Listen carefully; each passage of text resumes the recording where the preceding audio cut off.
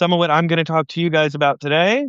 I have a big announcement. I'm actually publishing research. I haven't published research in a while.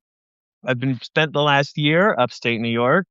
I spent the last year building out a 5-tier taxonomy. That means the labels, framework for state and city level response to federal overreach. What can you do under the constitutional order when the federal government becomes an electoral autocracy and when more than half of the states abandon democracy and an entire political party and the judiciary have spent decades destroying democracy, when wealthy and moneyed interests have actively worked to undermine it, when corporations are going out of their way to dismantle it? Thank you. I'm so excited. I'm going to be publishing. Check out my notes. I'm going to do it hopefully today. Thank you, Twinkle. I'm glad you're here. Uh, Hello, Sharon. Why is that on Trump in the office? I don't know what that person's even talking about. But I'm glad you guys can see and hear me. Leapfrog in Portland. Send hearts too and ask questions. So while we're on the video chat here, I am going Pacific Northwest strong. I am going to pull up my working paper and I'm going to read some of it to you guys because I'm really excited. I've got like 9,000 words here. By the time I submit the full thing to a law review, it's going to be around 20 or 30,000 words. But that's about the standard for those sorts of things. So it's titled "The Constitutional Architecture of State Opposition: A Taxonomy of Sovereign Posture Under Federal Authoritarian Capture and Electoral Autocracy." What do you guys think of the title? I like the title. We're going to have some dialogue on this. Seattle, I need to get to Seattle. And if you're in a city and you want me to come out, I'm looking to be doing a bunch of things for the Political Action Committee. And we've got signs. If you want to help make signs, we got these yard signs we've been designing. You go to terpac.org, terpac.org, the Existentialist Republic, and we got these signs that say Trump, Epstein, 2028, and then a couple different quotes at the bottom. Trump's, Trump, he liked him. He liked him a little young. He's a good friend, that kind of stuff, for the Trump Epstein 2028 things. And we're talking about just putting those yard signs out across the country. I don't have the link. If somebody just wants to type in terpac.org in the chat, that's what you're helping fund if you donate. And we're a super PAC, so you could give $1 million, and then we have to do part of why we did it that way is because we have to follow Federal Elections Commission disclosure requirements, so that way you get to see how the money is spent.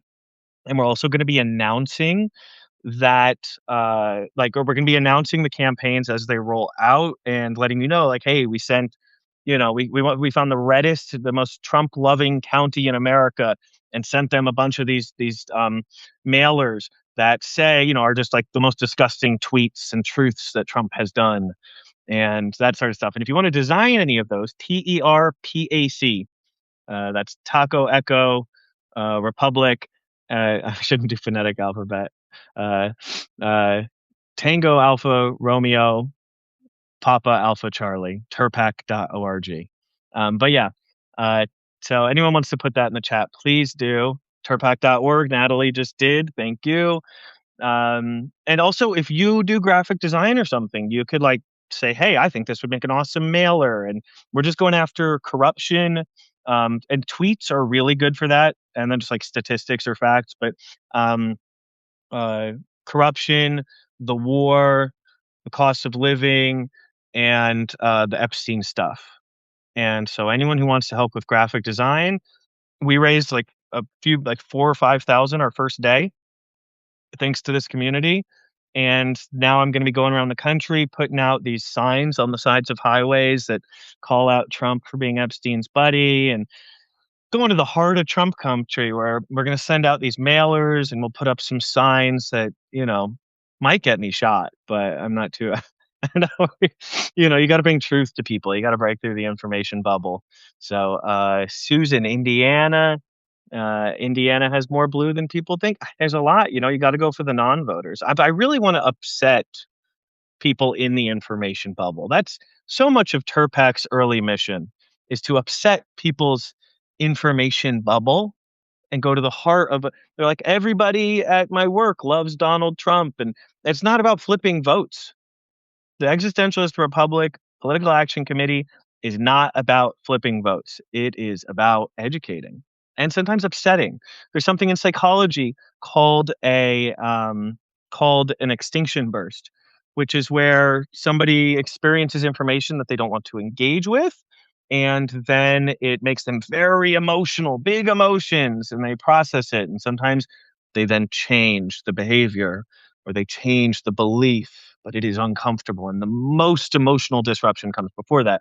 So we're going to Trump country. So if you contribute on terpac.org, or if you want to graphic design anything for a yard sign or mailers, please, please, please send them. That would be awesome. Just make things that you're like, God, what would I want to see on a billboard or yard sign or a mailer that goes to people who live in a community where 90% of the voters said they love Trump and they still like what he's doing? Because if you look at his polling numbers, he's still at like 35%. We want to go to those places. And that's the first campaign.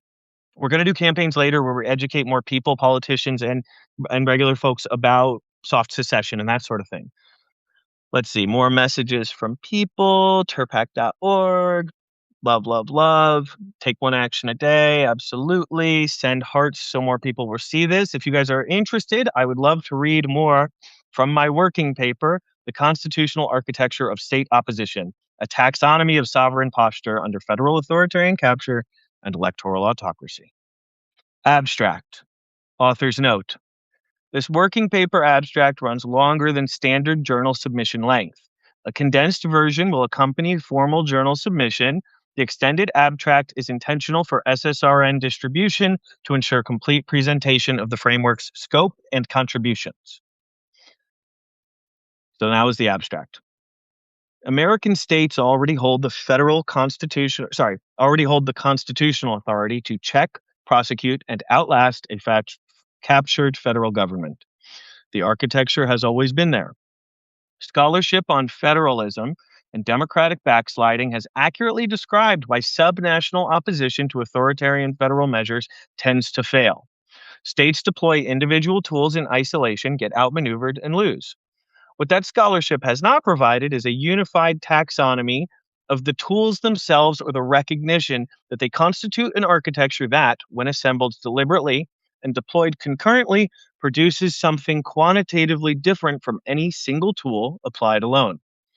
Each of these postures has existed throughout American constitutional history. What the literature has never provided is the recognition that they constitute discrete categorical tiers within a single deployable architecture. This paper names and maps that taxonomy across 5 tiers. Tier 0 is cooperative federalism. This is the assumed ground state requiring no deliberation. Tier 1, uncooperative federalism, describes governments withholding cooperation from the federal government, a category Bowman, Posman, and Gherkin named in 2009. Tier 2, soft secession, describes states building parallel institutional and financial capacity that reduces dependence on federal partnership and builds resilience against federal mismanagement, corruption, and captured law. Tier 3, oppositional federalism, describes governmental actors at any level using sovereign powers offensively to confront and impose direct personal costs on federal officials and institutions, including through criminal prosecution under state law for offenses that are unpardonable by a corrupt federal executive. Tier 4 is constitutional noncompliance, the condition at which states actively do the thing the federal government has prohibited, constructing competing legal regimes that directly contradict specific federal law as a matter of explicit state policy, with documented historical precedent across the political spectrum. The architecture is tier modular, domain modular, and actor modular. A mayor, a city council, a state attorney general, a governor, or a state legislature can move from tier 0 to tier 3 in a single session without prerequisites. Any tier is independently deployable without activating the others, and any governmental actor can occupy different tiers simultaneously across different policy domains. Full concurrent, I made this spelling. Full concurrent deployment produces the constitutional infrastructure specifically suited to the failure mode the existing literature identifies but cannot prescribe for. Authoritarian federal capture by actors engaged in the systematic dismantling of democratic governance and the rule of law. The doctrinal, actually, I'm going to take a break for there and just say questions, bring them. So important. Thank you. Yes, Nina, all of this is going to be available. Okay, it's all. I'm gonna. It's. I submitted it to SSRN, but I've made updates since then.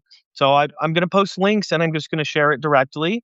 Right now it's around 8,000 words, and I just want this first working paper to be like a bible of this taxonomy, this idea, which like I mentioned, I'm going to be sending this around to some folks. I'm hoping to get it in Erica Chenoweth's hands and a few other people. But the most important hands for it to get in are yours, because in a democracy, good ideas don't make change. Because politicians look at polling. That's it. You have to build consensus. You have to convince your neighbors. A governor, you'll get, if you want full-blown secession, you just have to convince enough people that, one, that's the right move, and two, their vote should depend on it. And someone will emerge who says, or change their mind. If somebody has internal polling saying, gosh, I better support full-blown secession or I'm not going to win an election, they'll support it. They will. They care more about getting elected than anything else, and they let polling and public consensus determine their decisions. So if you're upset that politicians don't do what you want, you need to convince your neighbors, not the governor. There's a bunch of governors who love my ideas. They're not going to do it until the voters make it real clear that that's what's going to decide who wins. Because it's really, that's, you got to educate your neighbors. I mean, I've been studying the labor movement. Thank you, Sharon. I'm very happy to hear it. And Andrea, are states currently working towards soft secession? Good question. They are all the time, all over the place throughout American history. There's a soft secession, and this paper goes into it more, and some of my articles have. But so what I've done with my research is identify 5 categories, and these categories have existed throughout U.S. history. There are 5 different modes in a constitutional republic for engaging with the federal state powers. Okay. Each of them has examples and historical precedent that are long-standing and have been consistently applied since the founding of our country. I've just named them. So those 5 tiers are: 1, cooperative federalism. That's just the baseline, where we work together. We share a nation and we share goals, and even where we disagree, we respect the authority of one another. So that's tier 0, even though it's the first tier. Tier 0, because it's the baseline, it's the expectation. Now, tier 1 is the tier that was named in academic research in 2009 by Gherkin and let me find. I want to make Bullman, Posen, and Gherkin. In a 2009 paper, an additional tier was named. It was identified. That's an important thing. Is I'm not inventing things. I have named a structure that has not been identified, but it's not inventing new things. I'm sharing how they can be deployed. I'm creating plans for how they could be deployed intentionally, but it's all based on existing tools that exist. I'm not creating a hammer and a saw and a screwdriver. I'm just saying, hey, gosh, guys, we need all of these things to do what we're trying to do right now, and they already exist, and we didn't even realize that they existed. And so so tier 1 is uncooperative federalism. That's saying we will not help you. Now, this is where most Democrat states are right now. Most Democrat leadership is saying we really strongly disagree with what you're doing, so we will not provide material aid to help you. That's what a lot of northern states actually did in relation to the Fugitive Slave Act. Is they said we're just not going to help you with catching enslaved people who had escaped and returning them. But some states said, no, we are going to actively get in the way, Wisconsin being an example. And they even ignored a Supreme Court ruling in regards to that. because they found it so morally detestable that it wasn't enough to just say, "We're not gonna help you do the evil thing. We're gonna try and get in the way of it." And so that's actually an example of many states were having a tier 1 response, uncooperative federalism, we won't help you, but some states, actually had a tier 4 response, which was, we are going to actively get in the way, but I'll get to tier 4 later. So tier 0, we're working together, we're good. Tier 1, we will not help you with things that we disagree with, and that can be, it's policy by policy. You're still gonna, there's dozens of different things that a federal and a state government work together on in a given day and climate. And even in the most oppositional version, it's probably not going to be all or everything. And that's part of what makes this a stronger response framework, I think, than full blown secession. It also leaves room for pivoting towards secession without as much friction, or pivoting back if normalcy returns. It does not. It makes both easier while limiting damage in the interim. And if you're enjoying what I'm saying, comment, like, thumb up, vote, that kind of thing. Don't worry about setting a petition to the governors. Convince your neighbors that they need to do this. That is more important. Everybody here agrees with you. Not enough people in your state understand what effective response looks like. And even union membership, that can be your thing. Let me tell you, if you get 70% of Americans involved in organized labor and understanding the principles underlying it, we'll survive a full-blown fascist takeover, a deeply entrenched one, actually. So you can just do that. Proselytize the ideas that build people power and knowledge. I mean, that's part of what the Black Panthers did so effectively and labor organizers did so effectively that I think a lot of opposition movements have lost touch with is, you need to educate your neighbors. You need to find every parent who goes to your kid's school. You need to provide mutual aid and provide education and say, I'm going to teach you about what your city or your state can do to actually, you upset that nobody's doing anything about the Epstein files? Let's educate you about that. Let's get you involved in a tenants union. Let's find some group. Let's help you organize your workplace. Let's find some way to build knowledge and solidarity and education with people. Those are the folks you convince. You look at how the Bank of North Dakota was created, and that brings us to tier 2, soft secession. Soft secession is creating resilience. It's saying the federal government is corrupt. They're trying to destroy things. They're trying to burn it down. So we're going to build infrastructure that has social safety nets and human rights protections, and we're going to do that in a way that is self-funding, using non-tax revenue and public banking, so that lines of credit can be extended to build those non-tax revenues. Because you look at how we got out of the depression, sometimes you have to spend your way out a little bit to kickstart the programs that fund a social safety net, because that's you end up in a downward spiral with neoliberalism, where it's like, well, we're in a budget deficit, so we can't spend any money on things to fix it. Well, that's Reaganism. Sorry, buddy, get out of here. We got out of the depression because we spent money to employ people and give them good jobs and require social safety nets. And you can't. Neoliberalism will never get you out of a depression, ever, ever, ever, ever, ever. It won't, and it's a really bad tool for fighting fascism, and it opens the door to it in many ways. But I'm getting into the political theory, and I try to stay away from isms.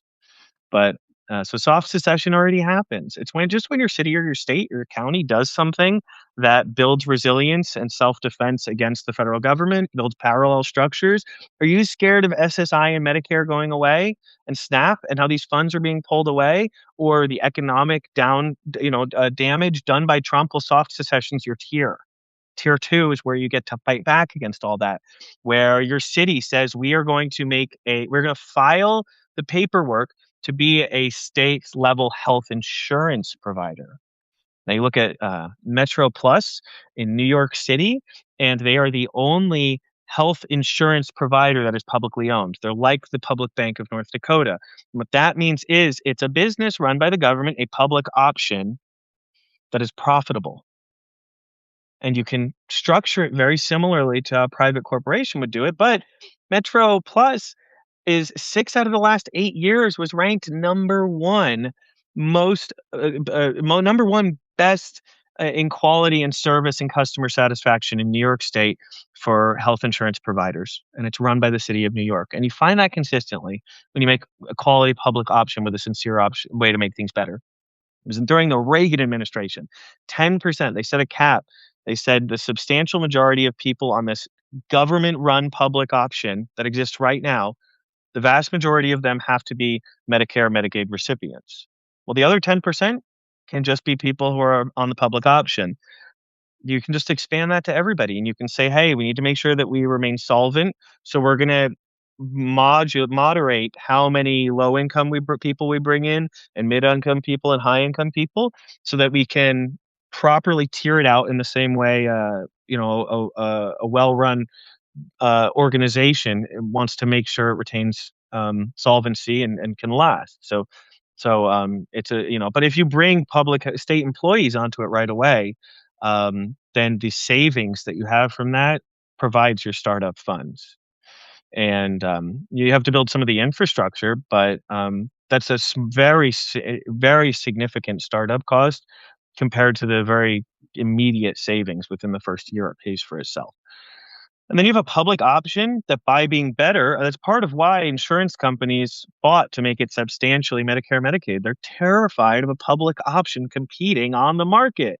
They're scared of competition and they know that right now they have a cartel and they can just price people out and be really unfair, but we can set a floor to the market. And that's my article, Public Option Everything. Co-ops are good, but I also want public option everything. I want a public option airline. I want a public option health insurance. I want these things to be so good that if the private market can't compete, they go away. Because you could have universal health care. You could. Your city, your state, your county, they just do such a good job providing a great service and building out a network that why would anyone want to be on private insurance?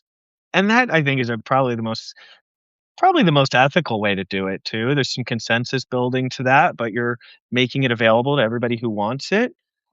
Public medical services are part of that too, and that the Metro Plus program in New York City has public hospital network, and that gets funded partially by their massive revenue surplus. The fiscally responsible option is to let the government compete with the free market participate in the market. And so, yeah, Bismarck model of healthcare. I didn't know about that. Very nice, Holly. Thank you. And ESC mentioned it as well. And also, I will circle back around with soft secession. The Public Bank of North Dakota is the keystone. I've never said this publicly, but it's the keystone of what can make really effective rapid response soft secession. If you want your state to be able to hire people who are unemployed because of Trump and the GOP launching us into more ridiculous stuff, we can do that. Public banking. They profited almost $500 million last year. Well, closer to a third of a billion, but getting there. They were so resilient. They were profitable. They had 4% year-over-year growth during Obama's first administration. What happened from 2008 to 2012? The housing crisis, the banking crisis, the bailouts. They didn't get bailed out. They grew during that time because they were well managed, because they were publicly accountable.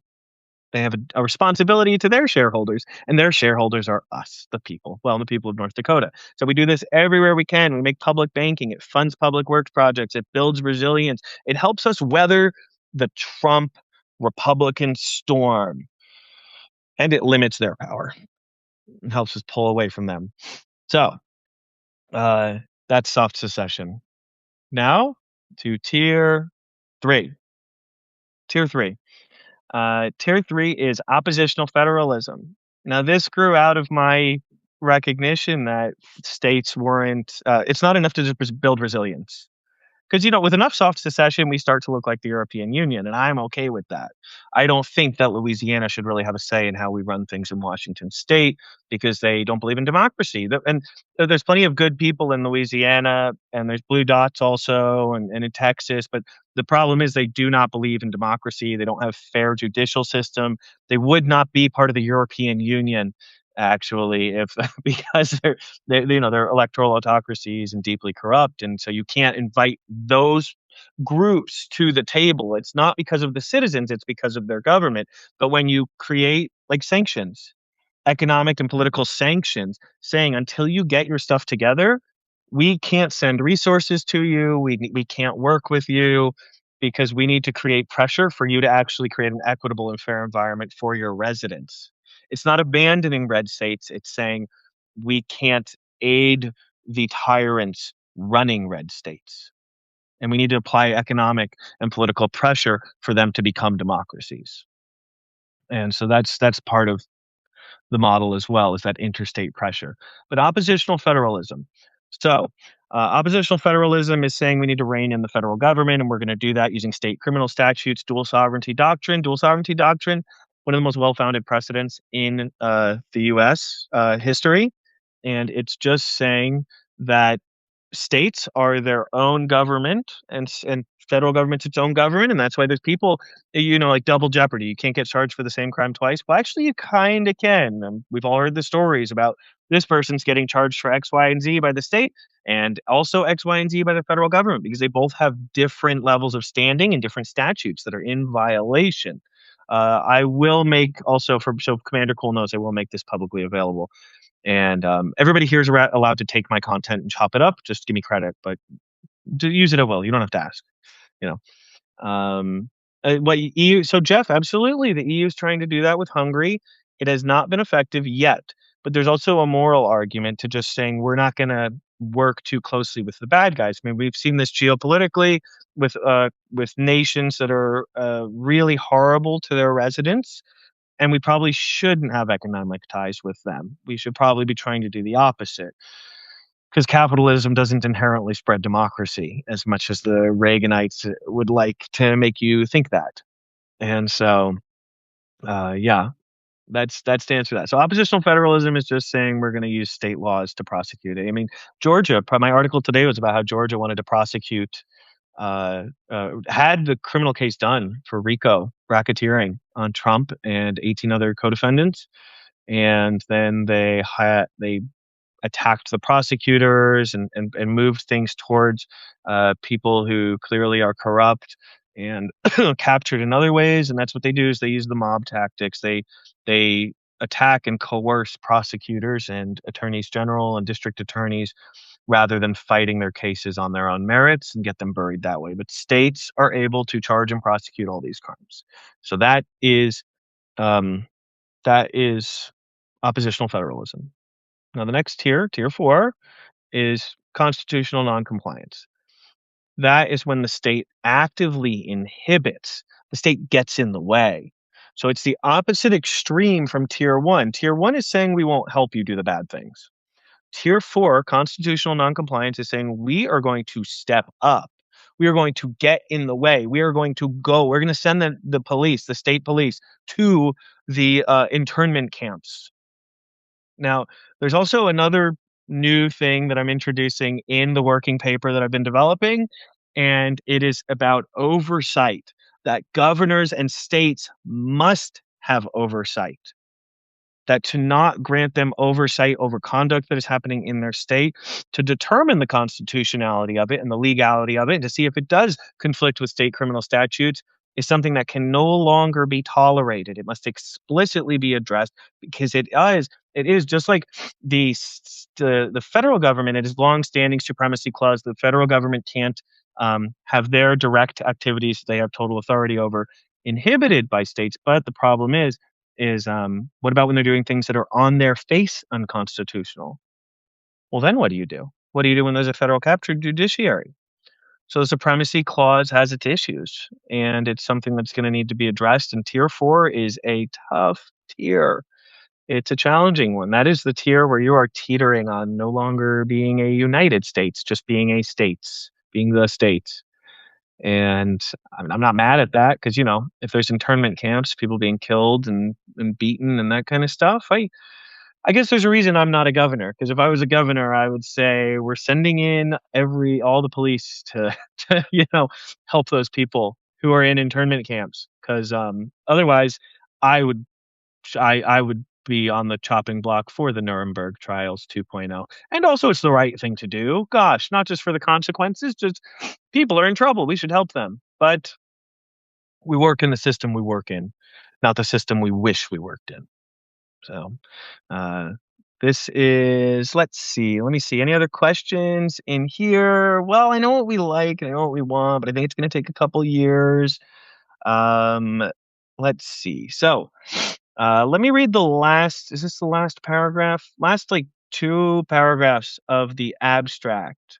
And for those who don't know, an abstract in a working paper is like the where this is going to be submitted to law journals and peer review. But first, this is I'm sharing it as I work on it, and so that's published on something called SSRN, and it's a bunch of academic stuff. But the abstract is kind of like the executive summary. So these are the last two paragraphs of the abstract for my paper that I'm really excited because, yeah, this is a big one. The architecture is tier modular, domain modular, and actor modular. A mayor, a city council, a state attorney general, a governor, or a state legislature can move from tier 0 directly to tier 3 in a single session without prerequisites. Any tier is independently deployable without activating the others, and any governmental actor can occupy different tiers simultaneously across different policy domains. Full concurrent deployment produces the constitutional infrastructure specifically suited to the failure mode the existing literature identifies but cannot prescribe for. Authoritarian federal capture by actors engaged in the systematic dismantling of democratic governance and rule of law. This is a system for using the Constitution and using existing powers that have long-standing precedent but are largely undeployed or sporadically deployed to respond to a federal authoritarian capture. The doctrinal foundation draws on dual sovereignty, anti-commandeering doctrine, intergovernmental immunity, and the 10th Amendment's structural reservation of sovereign authority to the states. Doctrines consistently applied across 2.5 centuries of American constitutional law because they reflect the Constitution's design rather than any particular political moment. They enable every tier of this framework, from refusing federal cooperation to prosecuting federal officials without federal permission, federal oversight, or presidential interference, or lawful presidential interference, or unpunished federal presidential interference. The framework does not conflict with the Supremacy Clause, which governs conflict between state and federal regulatory regimes and has never been understood to immunize federal officials from state criminal liability for conduct that violates state law, to compel states to assist federal enforcement, or to displace the parallel criminal jurisdictions that dual sovereignty established at ratification. Because no single actor controls the architecture and no federal action can foreclose it, the framework is resistant to the very countermeasures that have historically crushed subnational opposition. So, for those of you who are hearing the paper, what's some thoughts on the abstract of the constitutional architecture of state opposition, a taxonomy of sovereign posture under federal authoritarian capture and electoral autocracy by Christopher Armitage? Working paper, March 2026. I'm gonna share it, Betty. I'm sharing it here first, and then I'm gonna post it in a Substack note and in an article. I'm doing final touches for like a week. Thank you, Susan. Thank you, American Citizen. Thank you, Scotty. For like a week, I have been saying I'm almost done, and it just you just keep going, sending. You're like, oh, I need to include this. I need to include that. I'm trying to do more notes where. Oh, thank you, Susan, American Citizen. Um, I'm trying to do more notes in the working paper where I say expect more on this, that, or the other, because I'm at 8,000 words and I've been working on this for a year, and yeah, so it's it's it's a job, but I'm really happy to share the work with you guys because I love it and I'm excited, and yeah, I'm hoping we can get it in front of more people. Um, I was thinking it'd be interesting to set up some sort of a counter to the Federalist Society where take a copy, Susan. I would love that. And the People's Lantern, you guys are so wonderful. I appreciate you all so much. I've got a love for you. Thank you, Harold, Annabelle. Um, this means a lot to me. It keeps me going because I've been so exhausted. And my articles, I got to put those out. Those are the main moneymaker. So I pay bills and I use those to fund other projects. And then, um, oh, let's say Jennifer's got a question. Oh, wait, actually, I'll just finish saying, um, contributing to TERPAC, to the Existentialist Republic, Political Action Committee, terpac.org. and if you want to make graphic design for us to send out as mailers to Trump country or to educate people in blue areas, or signs like the Epstein Trump 2028 signs that we're making, you can send graphic design to me, and we might use it for some of our campaigns with your permission. And that can help fund me going around to, well, I'll use my own money, but it funds the actual work and it helps justify me going there. And I want to find every reason I can to go to different cities, just like I did in Minneapolis, and in Charlotte, and meet with representatives and share model legislation and meet with activists and do a lot of great things and organizers and different organizations and share this information.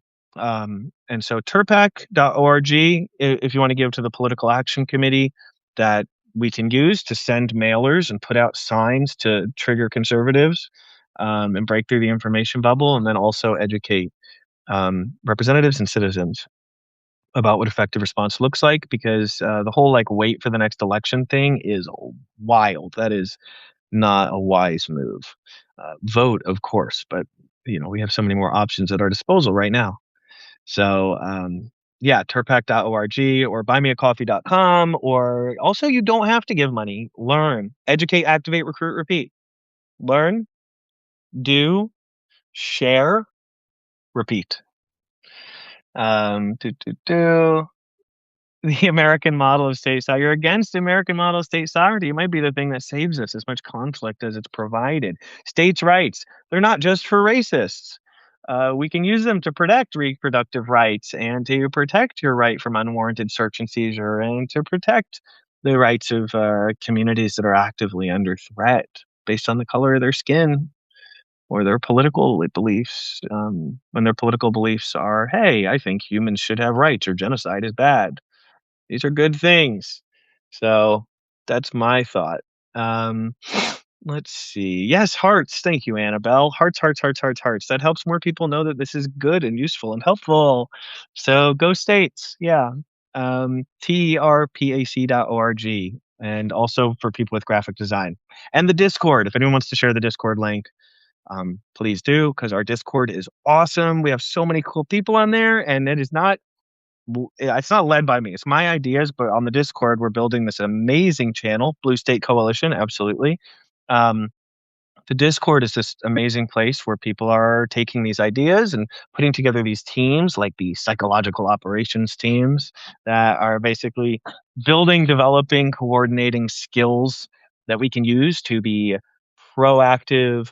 Launch the democracy offensive democracy strategy, and take territory in the name of democracy and human rights and ethics and all the good things. And the legislative team that's contacting every single Democrat state rep in the country. I don't know why the light just did that, but I guess I'm just going to be really washed out for a second. But yeah. Oh gosh, why did that? I'll bet the sun moved. Maybe, no, that's worse. Okay. Wow, this is fascinating. This is really interesting. And we're back. All right, everybody. I guess I'm here now. So, yeah, I guess these are some things. Would love Discord link. If anybody can share the Discord link, it's my bad for not sharing that. We need you. Yeah, the Discord links expire so that they're not able to be scraped as easy by bad actors, because there are bad actors. If you want to help me contact people, I spend all of my time writing, researching, talking to politicians, and a third of my time sleeping, a quarter to a third of it. And I'm not great. I'm just anytime I try to like reach out to groups or submit my work to other publications, I just start thinking I could be doing a new thing right now rather than asking for somebody's help or somebody's permission or somebody's this or somebody's that. Is this an optimal strategy? I do not know. But what I do know is I feel driven, and it feels easy, and it feels meaningful for me to learn and research and write and do all of this stuff at max capacity. And as soon as I start thinking about I should contact this person or that person, for the most part, I just really lose interest. I meet with politicians, I meet with groups, but mostly it's because they reach out to me and then I respond. But I just don't feel the same drive to do it in the other direction. Not because like I said, I don't know if that's an optimal strategy. I haven't thought about it much. I just know that I feel so much motivation to keep just putting out the ideas and trusting that the good stuff will come to me. So, mostly it has. Things have worked out really well, actually. I don't know this is the optimal strategy, but it has worked a lot. And also, Tim, Keith, and Mary getting a lot of copies, Sharon, thank you. Oh my god, that makes me very happy.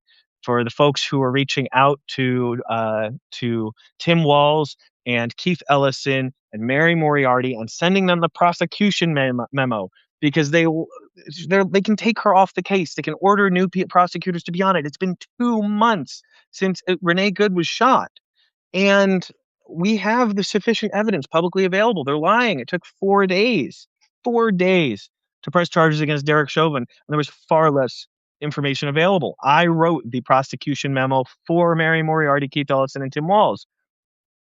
There's a 16-page document that outlines existing laws, existing precedent, existing same situation, same things happened in different cases, and we were able to charge and get these sorts of convictions. We could put Jonathan Ross in jail using existing infrastructure for over 40 years, and they refuse to charge. And they make excuses that they're being blocked by the federal government. A crime was committed, and you can't claim qualified immunity for a blatantly criminal crime.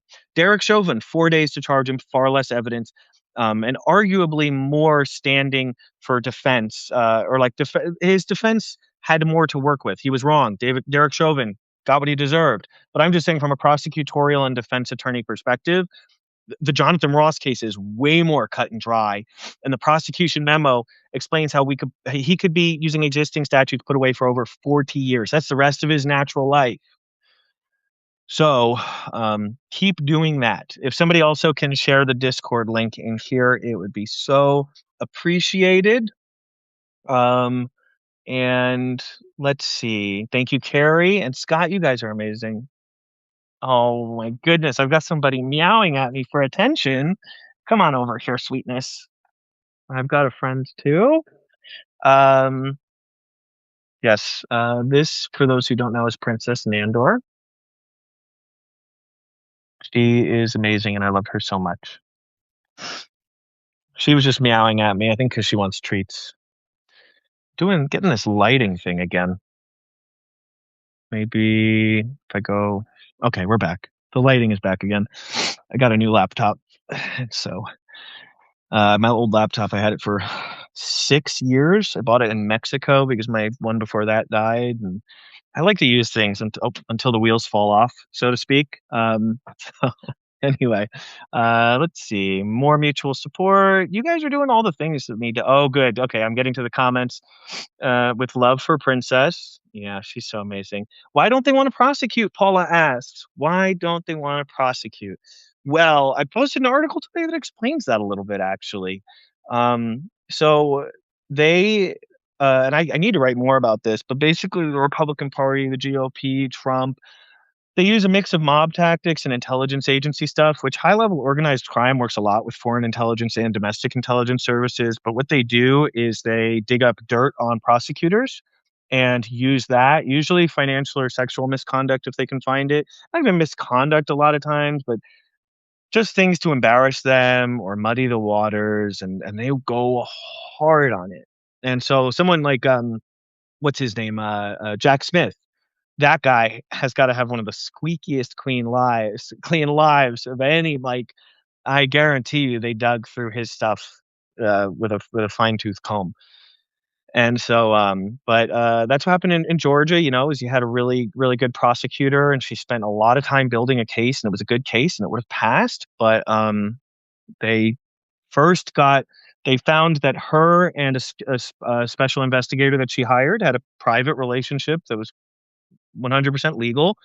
They made a complaint that it was a conflict of interest. She said, "Okay, for one person who works for me and me to have a relationship, I don't know how that's a conflict of interest when prosecuting racketeering completely unrelated to the two of us, but okay." He recused himself a couple hours ago, the prosecutor. Fay Willis, the DA, she then said, "Cool, we're good to continue the case, right? Well, then the defense started putting in requests for the state to take her off of the case, and that went on for months and months and months, and eventually the state created, for the first time, no precedent.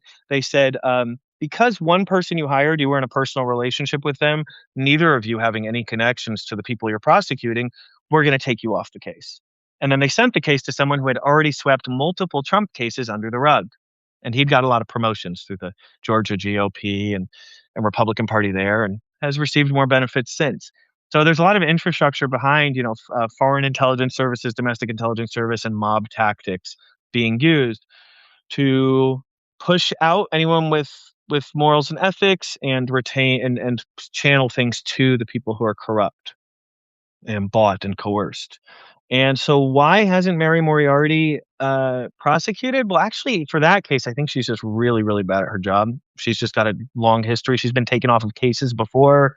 There were people she should have charged and she didn't charge, and people she charged who she shouldn't have charged. She's bad, really bad. And she's not running for reelection, and she says it so she can focus on the job, but it's actually because she's burned a ton of bridges. But the point is, we need to keep shaming her and for not doing her job and lying to the public. And she joined the FAFO organization, which is like prosecutors fighting federal outreach or whatever.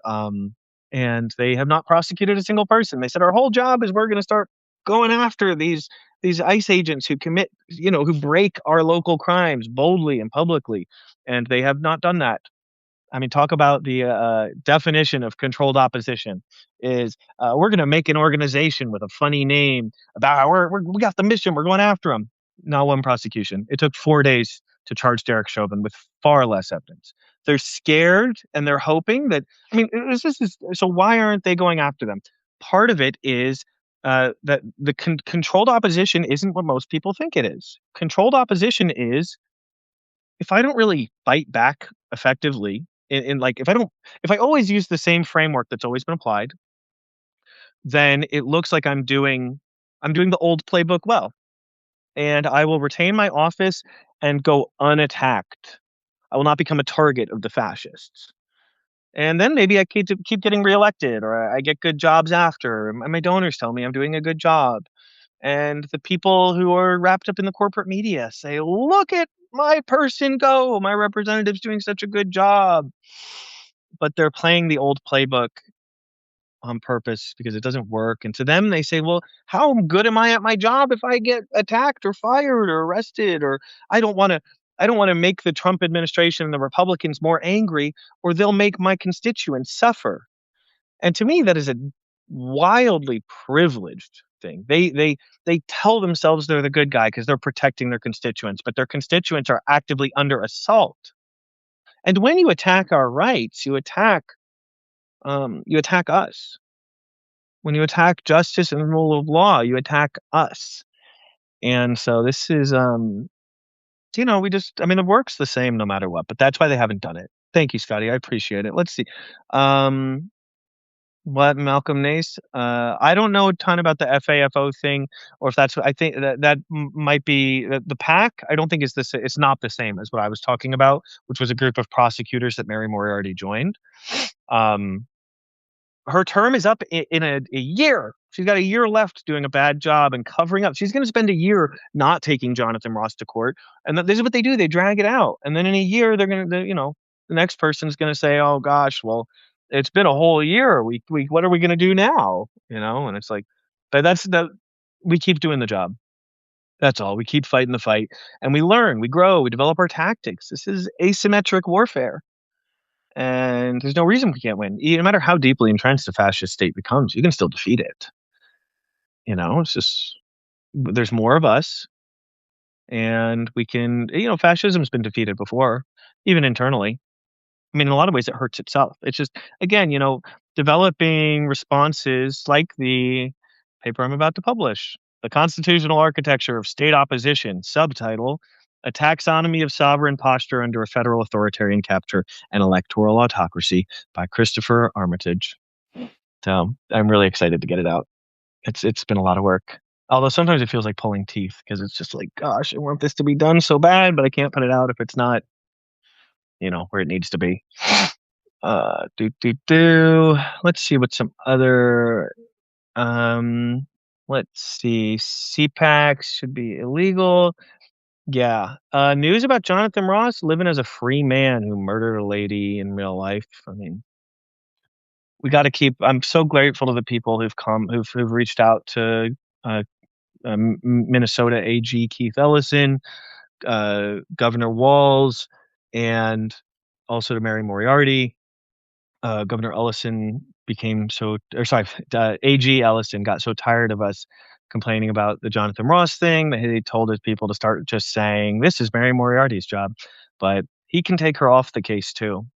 He can. He just doesn't want to end up with Trump mad at him because maybe he's got some skeletons in his closet. Maybe he doesn't. Maybe he just wants to keep his job and again that like fear of escalation, and it's like you just don't you're not going to be okay rolling over on your belly. You're not going to be okay opening, closing the door. If you see your job as, you know, ultimately you're stopping consequences from coming to the people doing bad things, um, out of fear that those bad people will do more bad things. That is not a strategy that will work. And so, thank you, American citizen. I appreciate it. Send the little hearts if you're in here. I don't know how many people are still in here, but hearts, hearts, hearts, hearts, hearts. Those help more people see this. When you like what I'm doing and you do the hearts, it helps more people. It helps the algorithm know that this is good and it wants more people to find it.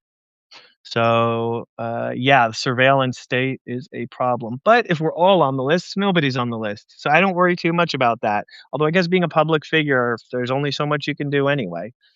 Their courage is limited, but they will never be more courageous than the public demands, and we should make them more afraid of us than they are of the fascists.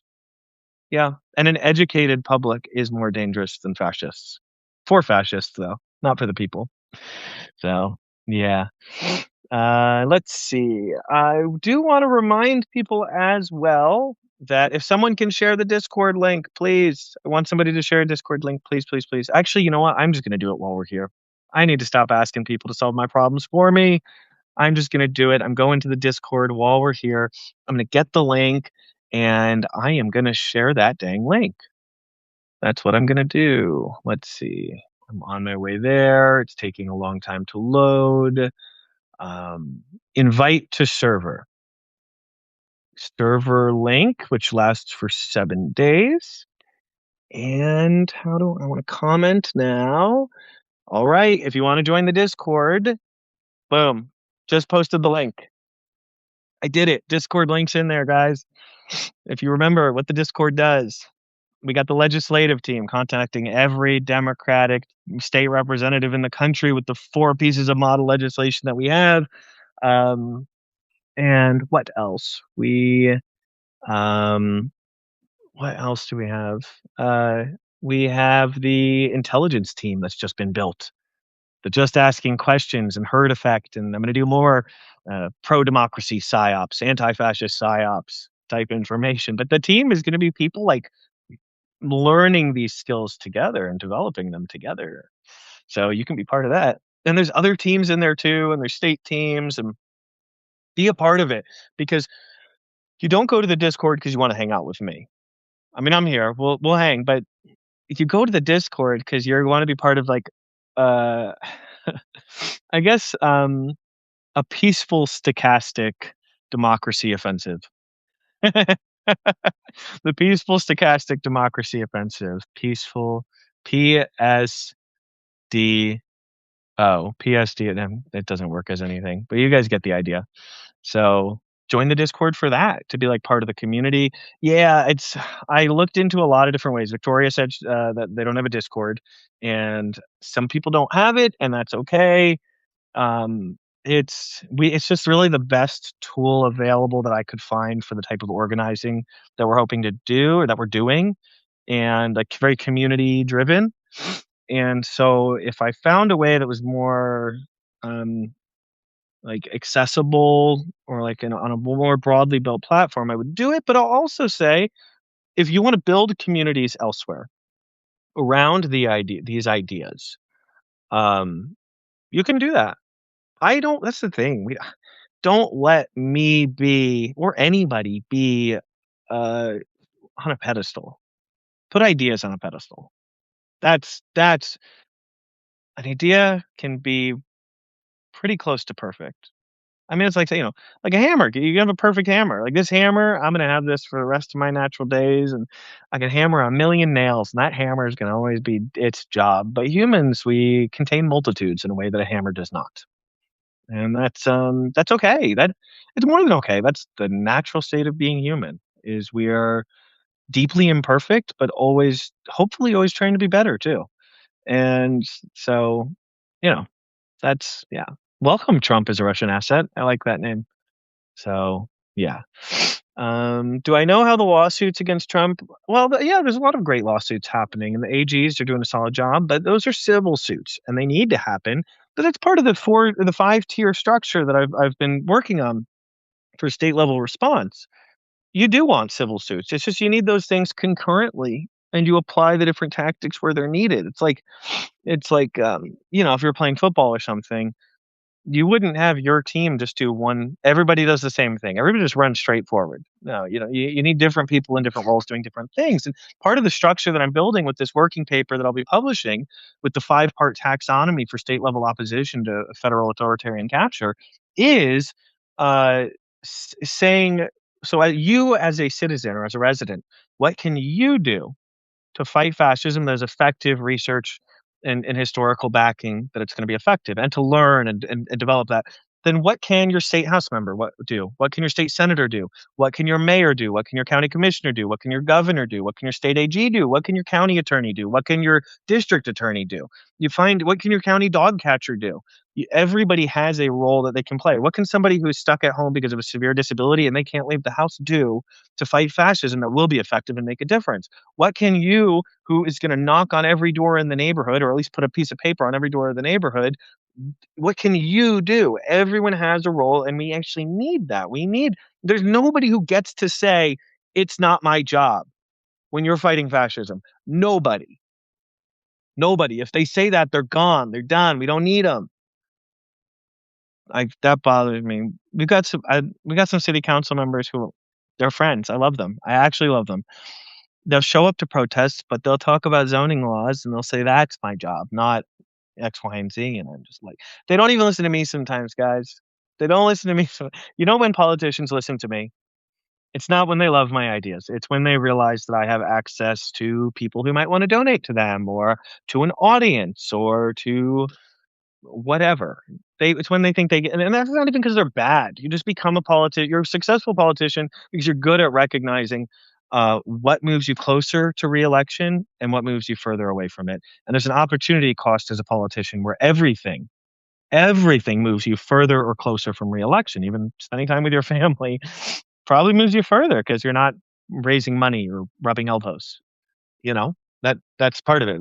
So, um, yeah, you get it done by convincing your neighbors and building that solidarity more than anything else.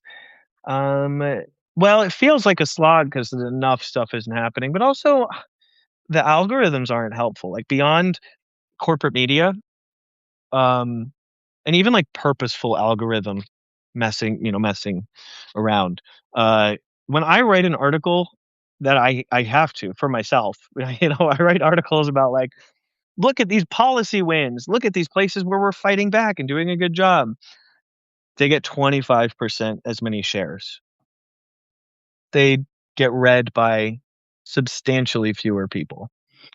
And you can't be mad at that. It's human nature because fear, anxiety, unrest, danger, they make you more likely to act to avoid danger. But like, yay, celebrate doesn't have that same deeply biological drive. So I write that, and I'll do more of them too. I'll do more. You guys also send me article ideas and questions anytime because a lot of my best work actually comes from answering questions, and that it helps me figure stuff out. This 5-part taxonomy and working paper that I'm going to be submitting to law review journals soon, it comes from the back and forth, like educating, writing, giving speeches, doing Q&As. All that stuff has built it out because that's like my process is dialogue, it's communication. In a quiet room by myself, I don't advance ideas in the same way as I do when I'm in like educator mindset. That's I consider myself kind of like Neil deGrasse Tyson or someone like Carl Sagan but with public policy. That's what I like to imagine. Is the live stream frozen? Somebody's saying it's I see hearts, so I doubt it's frozen. Keep sending hearts if you like this. Um, Hearts help other people see it. Do you guys want to hear? Let's see. Let's see if there's more from the paper. And also send questions if you want them. And I'm going to send the Discord link again. And now I'm also going to send the link for the super PAC. It's a super PAC, but we have public disclosures. You can donate as much as you want. And it helps fund you like the we wrote an article about it, but the messaging for deep red Trump country to tell them about how he's Epstein's buddy and covering stuff up and talk about the war, trigger the conservatives, put up signs in Trump country that say, Epstein Trump 2028. Uh, and you can design that stuff and send it to us. And we're going to get a bunch of his worst tweets. If there's like Trump tweets that you particularly think would be good for the campaign, send them to me. And we're just going to deep Trump country and we're going to shake the base and just really get them upset. Because their brain is going to be like, it's impossible that he's bad. I love him. He's my cult leader. And then also like, wow, this is a real tweet. And that's going to be great. That's part of how you fight fascism. You help teach people the good stuff, and then you rattle the cage of the people who are in the cult. So when you donate, and you can donate $1 million to the Existentialist Republic PAC because we're a political action committee, super PAC. So we can't give directly to candidates. We can't coordinate directly with candidates. We do disclose information publicly. And by the way, I support getting rid of super PACs, but we're going to raise as much as we can to do the things that we want to do, and we're going to do it publicly, and we're going to do it ethically. We are doing it ethically. terpac.org is how you can contribute, and you can also contribute by doing graphic design type stuff and sending it to us. What else? If you haven't read any of me and the Existentialist Republic's stuff, because there are a bunch of people who are part of the greater community, and I want to shout that out. I have a book. Do you guys know that I have like a 400 page book, full physical book, not we print it, we have it available through the website. So you can buy it not from Amazon. At the Existentialist Republic .com or .org. Now I can't remember. I'm gonna look it up. I know a lot of random facts. The existentialistrepublic.com. Okay. You can grab them by the ear, how to get politicians to do what you want, which covers the educate, activate, recruit, repeat model. You can grab policies that pass, which is like 100 soft secession policies that your city, state, county could do right now. I'm getting a phone call. Oh, I'll call my mom back later. That's my mom. I'm very close with my mother and my father and my siblings. I freaking love my family. All right. We've been going for over an hour, everybody. Do the hearts if you want other people to see this. Tell me any questions before I go. Get them now. Send a question if you got it, because I'm here for it. And I appreciate you all. My Hope, American Citizen, Darbid, Kelta. Sorry if I'm saying it wrong. Apologies. Charles. Look at all those hearts. Oh my goodness. I appreciate you guys. People are going to find this because you're doing that. Whoa. All right. Interesting YouTube. Why would Substack? Okay. Well, I don't see any questions right now. I see lots of hearts and I appreciate those. And I appreciate you all. And thank you. And you're amazing. And I appreciate you. And we're fighting back and we can win. Question. Do I believe they'll ever be held accountable? Totally. Absolutely. Am I attending No Kings? Am I attending No Kings? I have some trouble in crowds, but I plan on going out and passing some stuff out. And that is that's a tough thing for me that people don't know. I am more comfortable in front of crowds than inside of them. I still I spent like a decade in law enforcement and still deal with some hypervigilance and I'll post the Discord link on the Substack too. But I talked to my mental health provider about my hypervigilance challenges when inside of crowds and how I don't want to work on it, even though I agree that it can be unhelpful because it feels dangerous sometimes to let my guard down. And that's its own thing, but I plan on showing up and passing some things out and that kind of stuff. But use No Kings as your opportunity to help other stuff. That's a great thing. Just use it to recruit, use it to educate.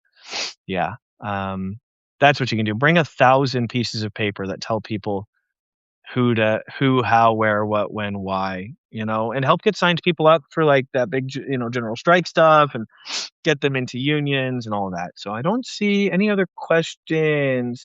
Yeah, I'm gonna sell. Well, everything will be available for free and for sale. I don't publish anything that isn't available for free as well, unless it's like a bumper sticker, because then you can just print it out. I guess I don't know.